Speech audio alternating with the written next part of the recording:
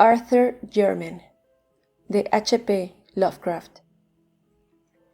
La vida es algo espantoso, y desde el trasfondo de lo que conocemos de ella asoman indicios demoníacos que la vuelven a veces infinitamente más espantosa. La ciencia, ya opresiva en sus tremendas revelaciones, será quizá la que aniquile definitivamente nuestra especie humana, si es que somos una especie aparte, porque su reserva de insospechados horrores jamás podría ser abarcada por los cerebros mortales, en caso de desatarse en el mundo. Si supiéramos que somos, haríamos lo que hizo Sir Arthur Jermyn, que empapó sus ropas de petróleo y se prendió fuego una noche. Nadie guardó sus restos carbonizados en una urna, ni le dedicó un monumento funerario, ya que aparecieron ciertos documentos y cierto objeto dentro de una caja que han hecho que los hombres prefieran olvidar. Algunos de los que conocía niegan incluso que haya existido jamás. Arthur Jermyn salió al páramo y se prendió fuego después de ver el objeto de la caja, llegado de África. Fue este objeto, y no su raro aspecto personal, lo que le impulsó a quitarse la vida. Son muchos los que no habrían soportado la existencia de haber tenido los extraños rasgos de Arthur Jermyn. Pero él era poeta y hombre de ciencia, y nunca le importó su aspecto físico. Llevaba el saber en la sangre. Su bisabuelo, Sir Robert Jermyn, baronet, había sido un antropólogo de renombre, y su tatarabuelo, Sir Wade Jermyn, uno de los primeros exploradores de la región del Congo, y autor de diversos estudios eruditos sobre sus tribus animales y supuestas ruinas. Efectivamente, Sir Wade estuvo dotado de un celo intelectual, casi rayando en la manía. Su extravagante teoría sobre una civilización congoleña blanca le granjeó sarcásticos ataques cuando apareció su libro, Reflexiones sobre las diversas partes de África. En 1765, este intrépido explorador fue internado en un manicomio en Huntingdon. Todos los Jermyn poseían un rasgo de locura, y la gente se alegraba de que no fueran muchos. La estirpe carecía de ramas, y Arthur fue el último vástago. De no haber sido así, no se sabe qué habría podido ocurrir cuando llegó el objeto aquel. Los Jermyn jamás tuvieron un aspecto completamente normal. Había algo raro en ellos. Aunque el caso de Arthur fue el peor, y los viejos retratos de familia de la casa Jermyn, anteriores a Sir Wade, mostraba rostros bastante bellos. Desde luego, la locura empezó con Sir Wade, cuyas extravagantes historias sobre África hacían a la vez las delicias y el terror de sus nuevos amigos. Quedó reflejada en su colección de trofeos y ejemplares, muy distintos de los que un hombre normal coleccionaría y conservaría, y se manifestó de manera sorprendente en la reclusión oriental en que tuvo a su esposa. Era, decía él, hija de un comerciante portugués al que había conocido en África, y no compartían las costumbres inglesas. Se la había traído junto con un hijo pequeño nacido en África. Al volver del segundo y más largo de sus viajes, luego ella le acompañó en el tercero y último, del que no regresó. Nadie la había visto de cerca, ni siquiera los criados, debido a su carácter extraño y violento. Durante la breve estancia de esta mujer en la mansión de los Jermyn, ocupó un ala remota y fue atendida tan solo por su marido. Sir Wade fue, efectivamente, muy singular en sus atenciones para con la familia, pues cuando regresó de África no consintió que nadie atendiese a su hijo, salvo una repugnante negra de Guinea. A su regreso, después de la muerte de Lady Jermyn, asumió él enteramente los cuidados del niño, pero fueron las palabras de Sir Wade, sobre todo cuando se encontraba bebido, las que hicieron suponer a sus amigos que estaba loco. En una época de la razón como el siglo XVIII, era una temeridad que un hombre de ciencia hablara de visiones insensatas y paisajes extraños bajo la luna del Congo, de gigantescas murallas y pilares de una ciudad olvidada, en ruinas invadida por la vegetación, y de húmedas y secretas escalinatas que descendían interminablemente a la oscuridad de criptas abismales y catacumbas inconcebibles. Especialmente era una temeridad hablar de forma delirante de los seres que poblaban tales lugares, criaturas mitad de la jungla, mitad de esa ciudad antigua e impía, seres que el propio Plinio habría descrito como escepticismo y que pudieron surgir después de que los grandes monos invadiesen la moribunda ciudad de las murallas y los pilares de las criptas y las misteriosas esculturas. Sin embargo, después de su último viaje, Sir Wade hablaba de esas cosas con estremecido y misterioso entusiasmo, casi siempre después de su tercer vaso en el Knight's Head. alardeando de lo que había descubierto en la selva y de que había vivido entre ciertas ruinas terribles que solo él conocía. Y al final hablaba en tales términos de los seres que allí vivían que le internaron en el manicomio. No manifestó gran pesar cuando le encerraron en la celda enrejada de Huntingdon, ya que su mente funcionaba de forma extraña. A partir del momento en que su hijo empezó a salir de la infancia, le fue gustando cada vez menos el hogar, hasta que últimamente parecía amedrentarle. El Knight's Head llegó a convertirse en su domicilio habitual, y cuando le encerraron, manifestó una vaga gratitud, como si para él representase una protección. 3 años después, murió. Philip, el hijo de Wade Jermyn, fue una persona extraordinariamente rara. A pesar del gran parecido físico que tenía con su padre, su aspecto y comportamiento eran en muchos detalles tan toscos que todos acabaron por rehuirle. Aunque no heredó la locura como algunos temían, era bastante torpe y propenso a periódicos accesos de violencia. De estatura pequeña, poseía, sin embargo, una fuerza y una agilidad increíbles. A los 12 años de recibir su título, se casó con la hija de su guardabosque, persona que, según se decía, era de origen gitano, pero antes de nacer su hijo, se alistó en la marina de guerra como simple marinero, lo que colmó la repugnancia general que sus costumbres y su unión habían despertado. Al terminar la Guerra de América, se corrió el rumor de que iba de marinero en un barco mercante que se dedicaba al comercio en África, habiendo ganado buena reputación con sus proezas de fuerza y soltura para trepar. Pero finalmente desapareció una noche, cuando su barco se encontraba fondeado frente a la costa del Congo. Con el hijo del Sir Philip Jermyn, la ya reconocida peculiaridad familiar adoptó un sesgo extraño y fatal. Alto y bastante agraciado, con una especie de misteriosa gracia oriental, pese a sus proporciones físicas un tanto singulares, Robert Jermyn inició una vida de erudito e investigador. Fue el primero en estudiar científicamente la inmensa colección de reliquias que su abuelo demente había traído de África, haciendo célebre el apellido en el campo de la etnología y la exploración. En 1815, Sir Robert se casó con la hija del 7º vizconde de Brightholme, con cuyo matrimonio recibió la bendición de 3 hijos, el mayor y el menor de los cuales jamás fueron vistos públicamente, a causa de sus deformidades físicas y psíquicas. Abrumado por estas desventuras, el científico se refugió en su trabajo e hizo 2 largas expediciones al interior de África.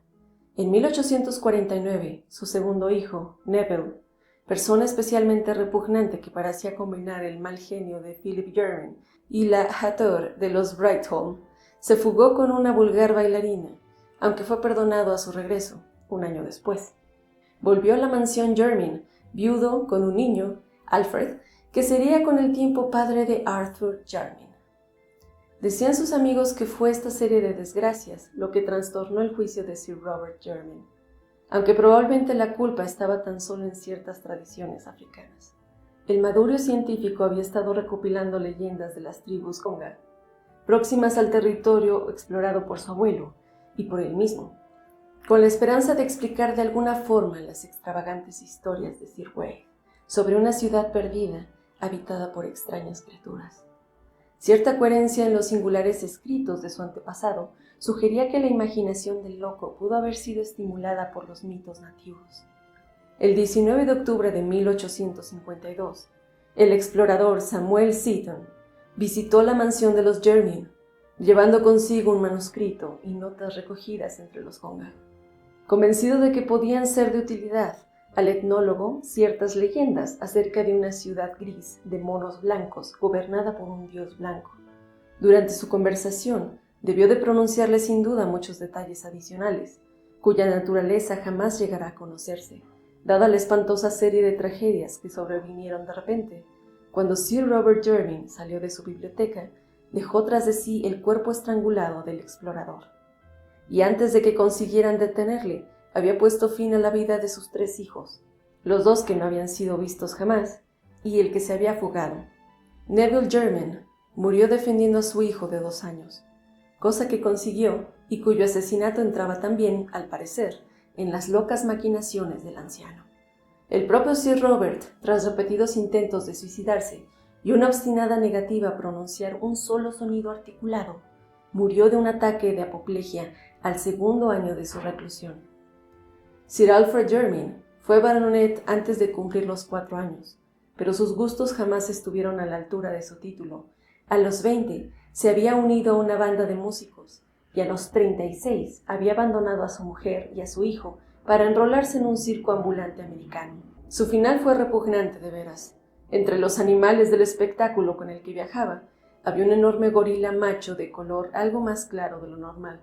Era un animal sorprendentemente tratable y de gran popularidad entre los artistas de la compañía.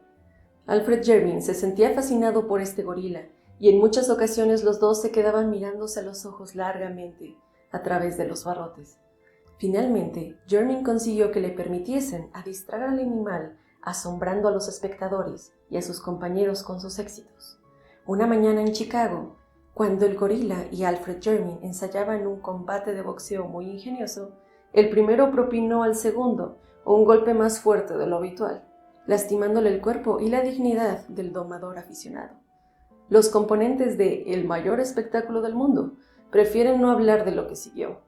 No se esperaban el grito escalofriante e inhumano que profirió Sir Alfred, ni verle agarrar a su torpe antagonista con ambas manos, arrojarle con fuerza contra el suelo en la jaula y morderlo furiosamente en su peluda garganta. Había cogido al gorila desprevenido, pero éste no tardó en reaccionar, y antes de que el domador oficial pudiese hacer nada, el cuerpo que había pertenecido a un baronet había quedado irreconocible. Arthur Jermyn era hijo de Sir Alfred Jermyn y de una cantante de music hall de origen desconocido. Cuando el marido y padre abandonó a su familia, la madre llevó al niño a la casa de los Jermyn, donde no quedaba nadie que se opusiera a su presencia. No carecía ella de ideas sobre lo que debe ser la dignidad de un noble, y cuidó que su hijo recibiese la mejor educación que su limitada fortuna le podía proporcionar. Los recursos familiares eran ahora dolorosamente exiguos, y la casa de los Jermyn había caído en penosa ruina. Pero el joven Arthur amaba el viejo edificio con todo lo que contenía. A diferencia de los Jermyn anteriores, era poeta y soñador. Algunos de las familias de la vecindad habían oído contar historias sobre la invisible esposa portuguesa de Sir Wade Jermyn. Afirmaban que estas aficiones suyas revelaban su sangre latina, pero la mayoría de las personas se burlaban de su sensibilidad ante la belleza, atribuyéndola a su madre cantante, a la que no habían aceptado socialmente. La delicadeza poética de Arthur Jermyn era mucho más notable si se tenía en cuenta su tosco aspecto personal. La mayoría de los Jermyn había tenido una pinta sutilmente extraña y repelente, pero el caso de Arthur era asombroso. Es difícil decir con precisión a qué se parecía. No obstante, su expresión, su ángulo facial y la longitud de sus brazos producían una viva repugnancia en quienes le veían por primera vez. La inteligencia y el carácter de Arthur Jermyn, sin embargo, compensaban su aspecto. Culto y dotado de talento, alcanzó los más altos honores en Oxford y parecía destinado a restituir la fama de intelectual a la familia. Aunque de temperamento más poético que científico, proyectaba continuar la obra de sus antepasados en arqueología y etnología africanas, utilizando la prodigiosa, aunque extraña colección de Sir Wade. Llevado de su mentalidad imaginativa, pensaba a menudo en la civilización prehistórica en la que el explorador loco había creído absolutamente, y tejía relato tras relato en torno a la silenciosa ciudad de la selva mencionada en las últimas y más extravagantes anotaciones. Pues las brumosas palabras sobre una atroz y desconocida raza de híbridos de la selva le producían un extraño sentimiento, mezcla de terror y atracción, al especular sobre el posible fundamento de semejante fantasía y tratar de extraer alguna luz de los datos recogidos por su bisabuelo y Samuel Seaton entre los Conga. En 1911, después de la muerte de su madre, Sir Arthur Jermyn decidió proseguir sus investigaciones hasta el final. Vendió parte de sus propiedades a fin de obtener el dinero necesario, preparó una expedición y zarpó con destino al Congo. Contrató a un grupo de guías con ayuda de las autoridades belgas y pasó un año en las regiones de Onga y Kaliri, donde descubrió muchos más datos de lo que él esperaba. Entre los Kaliri había un anciano jefe llamado Muonu, que poseía no solo una gran memoria, sino un grado de inteligencia excepcional y un gran interés por las tradiciones antiguas. Este anciano confirmó la historia que Jermyn había escuchado, añadiendo su propio relato sobre la ciudad de piedra y los monos blancos, tal como él había oído contar. Según Moanu, la ciudad gris y las criaturas híbridas habían desaparecido, aniquiladas por los belicosos Bangus, hacía muchos años. Esta tribu, después de destruir la mayor parte de los edificios y matar a todos los seres vivientes, se habían llevado a la diosa disecada, que había sido el objeto de la incursión. La diosa mono blanca, a la que adoraban los extraños seres, y cuyo cuerpo atribuían las tradiciones del Congo, a la que había reinado como princesa entre ellos. Moanu no tenía idea del aspecto que debieron tener esas criaturas blancas y simiescas, pero estaba convencido de que eran ellas quienes habían construido la ciudad en ruinas. Jeremy no pudo formarse una opinión clara. Sin embargo, después de numerosas preguntas, consiguió una pintoresca leyenda sobre la diosa disecada. La princesa Mono, se decía, se convirtió en esposa de un gran dios blanco llegado de Occidente. Durante mucho tiempo reinaron juntos en la ciudad, pero al nacerles un hijo, se marcharon de la región. Más tarde, el dios y la princesa habían regresado, y a la muerte de ella, su divino esposo había ordenado momificar su cuerpo, entronizándolo en una inmensa construcción de piedra, donde fue adorado. Luego volvió a marcharse solo. La leyenda presentaba aquí 3 variantes. Según una de ellas, no ocurrió nada más, salvo que la diosa disecada se convirtió en símbolo de supremacía para la tribu que la poseyera. Este era el motivo por el cual los Bangus se habían apoderado de ella. Una segunda versión aludía al regreso del dios y su muerte a los pies de la entronizada esposa. En cuanto a la tercera, hablaba del retorno del hijo, ya hombre, o mono, o dios, según el caso, aunque ignorante de su identidad. Sin duda los imaginativos negros habían sacado el máximo partido de lo que subyacía debajo de tan extravagante leyenda, fuera lo que fuese. Arthur Jermyn no dudó ya de la existencia de la ciudad que el viejo Sir Wade había descrito, y no se extrañó cuando, a principios de 1912, dio con lo que quedaba de ella. Comprobó que se habían exagerado sus dimensiones, pero las piedras esparcidas probaban que no se trataba de un simple poblado negro. Por desgracia, no consiguió encontrar representaciones escultóricas, y lo exiguo de la expedición impidió emprender el trabajo de despejar el único pasadizo visible que parecía conducir a cierto sistema de criptas que Sir Wade mencionaba. Preguntó a todos los jefes nativos de la región acerca de los monos blancos y la diosa momificada, pero fue un europeo quien pudo ampliarle los datos que le había proporcionado el viejo Moanu. Un agente belga de una factoría del Congo, M. Verhaeren, creía que podía no solo localizar, sino conseguir también a la diosa momificada, de la que había oído hablar vagamente, dado que los en otro tiempo poderosos Bangus eran ahora sumisos siervos del gobierno del rey Alberto, y sin mucho esfuerzo podría convencerles para que se desprendiesen de la horrenda deidad de la que se habían apoderado. Así que, cuando Jermyn zarpó para Inglaterra, lo hizo con la gozosa esperanza de que, en espacio de unos meses, podría recibir la inestimable reliquia etnológica que confirmaría la más extravagante de las historias de su antecesor, que era la más disparatada de cuantas él había oído. Pero quizá los campesinos que vivían en la vecindad de la casa de los Jermyn habían oído historias más extravagantes aún a Sir Wade, alrededor de las mesas del Knight's Head. Arthur Jermyn aguardó pacientemente la esperada caja de M. Verhaeren, estudiando entretanto con creciente interés los manuscritos dejados por su loco antepasado. Empezaba a sentirse cada vez más identificado con Sir Wade y buscaba vestigios de su vida personal en Inglaterra, así como de sus hazañas africanas. Los relatos orales sobre la misteriosa y recluida esposa eran numerosos, pero no quedaba ninguna prueba tangible de su estancia en la mansión Jermyn. Jermyn se preguntaba qué circunstancias pudieron propiciar o permitir semejante desaparición, y supuso que la principal debió de ser la enajenación mental del marido. Recordaba que se decía que la madre de su tatarabuelo fue hija de un comerciante portugués establecido en África. Indudablemente, el sentido práctico heredado de su padre y su conocimiento superficial del continente negro le habían movido a burlarse de las historias que contaba Sir Wade sobre el interior, y eso era algo que un hombre como él no debió de olvidar. Ella había muerto en África, a donde sin duda su marido la llevó a la fuerza, decidido a probar lo que decía. Pero cada vez que Jermyn se sumía en estas reflexiones, no podía por menos de sonreír ante su futilidad, siglo y medio después de la muerte de sus extraños antecesores. En junio de 1913 le llegó una carta de M. Van Haren, en la que le notificaba que había encontrado a la diosa disecada. Se trataba, decía el belga, de un objeto de lo más extraordinario, un objeto imposible de clasificar para un profano. Solo un científico podría determinar si se trataba de un simio o de un ser humano.